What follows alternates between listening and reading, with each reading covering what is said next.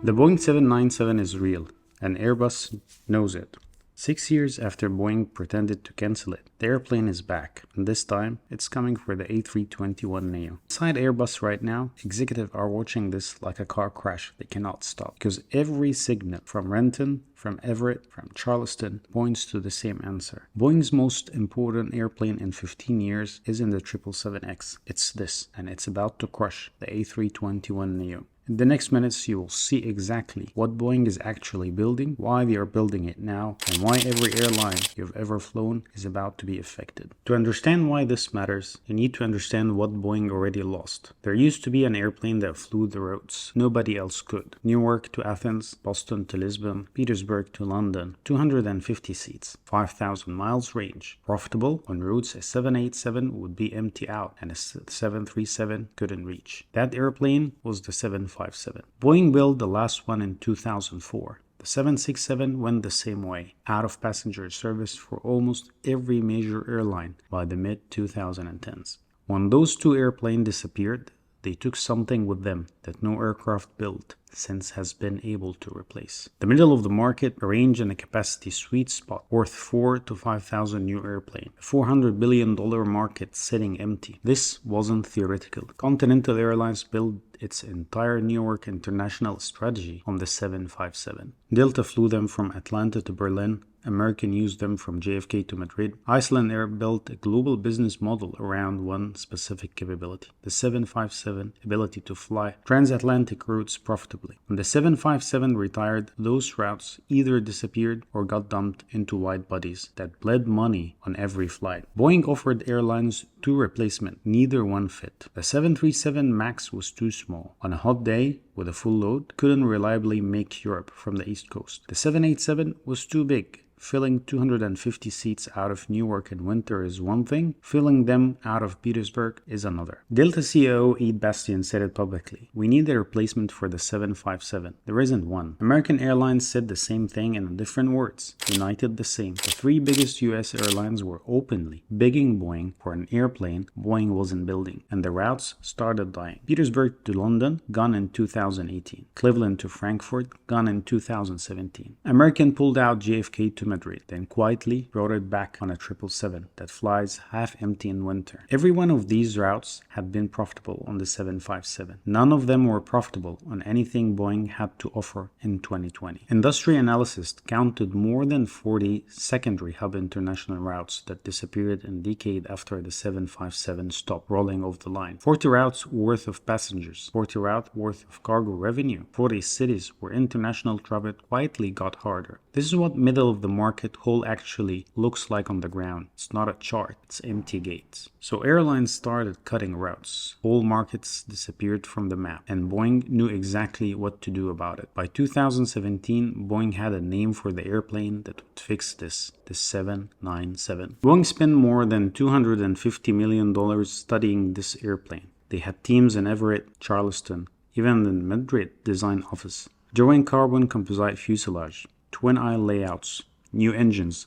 They were ready, and then in 5 months they walked away from the entire thing. The official story is the one you have heard. 737 MAX crisis, 2 crashes, 346 dead, the longest grounding in aviation history. Then COVID hit, and Boeing's commercial business lost more money in 18 months than it had earned in the previous 10 years combined. By the end of 2020, the company was $60 billion in debt. The 737 MAX grounding alone cost Boeing over $20 billion in compensation payments to the airline. Add COVID and add the 787 production halt in 2021 due to quality issues at Charleston. Add the KC-46 tanker program losses. By the time anyone at Boeing could think clearly about the 797, the company was financially crippled and reputationally radioactive. David Calhoun, the CEO who replaced Dennis Muhlenberg, said the same thing in every interview. Boeing wasn't going to focus on execution, not new programs. The 797 was a luxury Boeing couldn't afford. That's the official story. It's not the whole story. While While Boeing was studying the 797, Airbus was selling the answer. The A321XLR launched at the 2019 Paris Air Show. By the time Boeing was meant to formally greenlight the 797, Airbus had over 400 firm orders for the XLR. American Airlines, United, JetBlue, Iberia, and Wizz Air. Customer after customer signed up for an airplane that didn't exist yet, because they couldn't wait for Boeing to make up its mind. Boeing's own internal projection at that time told them the truth. To catch the A321LXLR, 797 needed a 7-year head start. They didn't have one, they had -2. And it wasn't just the order count. The A321XLR offered something Boeing existing lineup couldn't match. Same pilot type rating as the standard A321, same cabin tooling, same parts logistics. For an airline like Iberia or JetBlue, switching to XLR was as simple as adding seats, a long-range fuel tank. For an airline that wanted the 797, Boeing would have to design a brand new pilot type rating, build a new training simulators, stand up a parallel maintenance ecosystem, even the same purchase price. The A321XLR was cheaper to operate from day one. There was another problem. The airplane Boeing wanted to build was beautiful. 7 abreast oval composite fuselage, wider than a single aisle, lighter than a twin aisle, the most efficient airframe of its size ever drawn. It was incredibly expensive to manufacture. The estimated program cost, once you added new engine, new tooling, new factories, landed between $15 and $20 billion.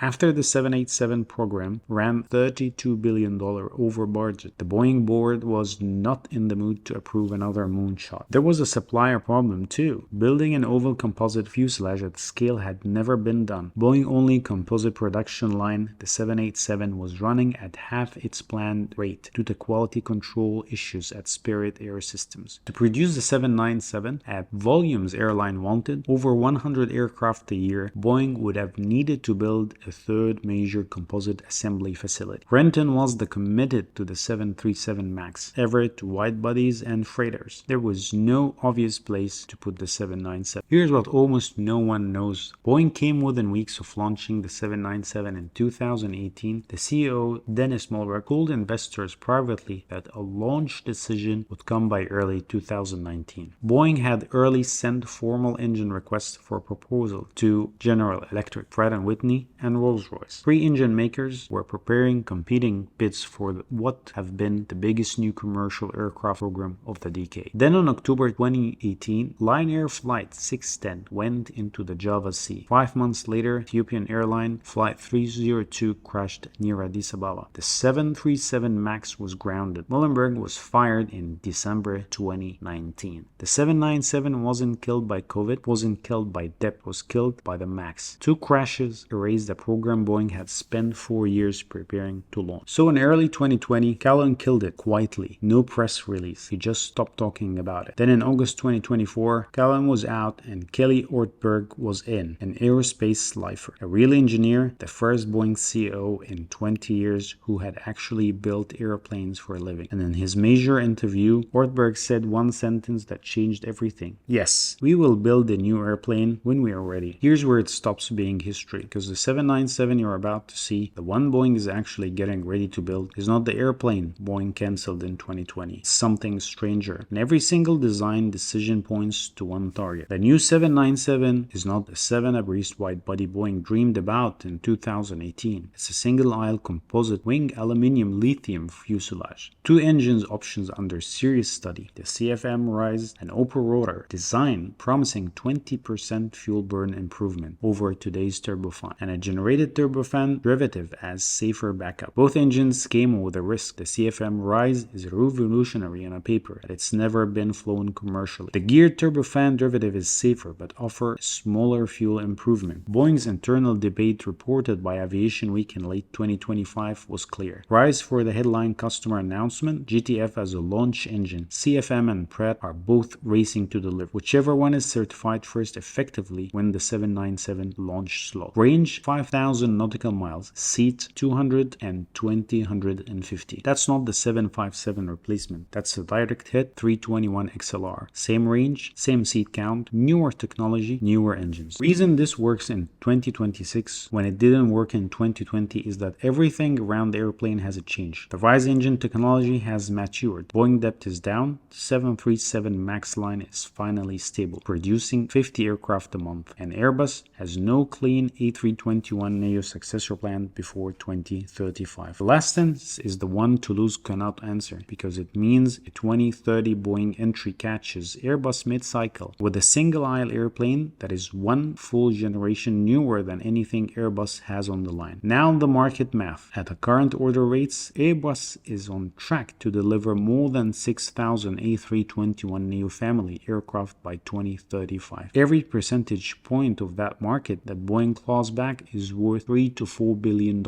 in revenue. The 797 is not a vanity project. It's a Boeing's only path to 50-50 in single aisle. And the single aisle is where the money lives. And the customers are already lining up. 3 airlines had a private conversation with Boeing about the 797 launch order. United, which placed the largest single aisle order in aviation history with both Boeing and Airbus in 2023, has told the press it wants the 757 class replacement. Delta told its pilot union to expect a new aircraft type announcement within the next 36 months. Even Ryanair, which has flown nothing but 737 for 40 years, has dropped hints about diversifying into something larger. The customers are lined up. They are just waiting for Boeing to commit. Airbus knows this is coming. That's why every single A321neo customer is suddenly hearing about discounts on the long-term orders. Why Toulouse is just fast-tracking studies on the stretch A322. The middle of the market was Boeing's home. Airbus took it, and the 797, the airplane Boeing supposedly killed, is the only weapon Boeing has to take it back. This isn't a comeback story yet. It's the moment before the comeback, and the next 18 months are going to decide everything.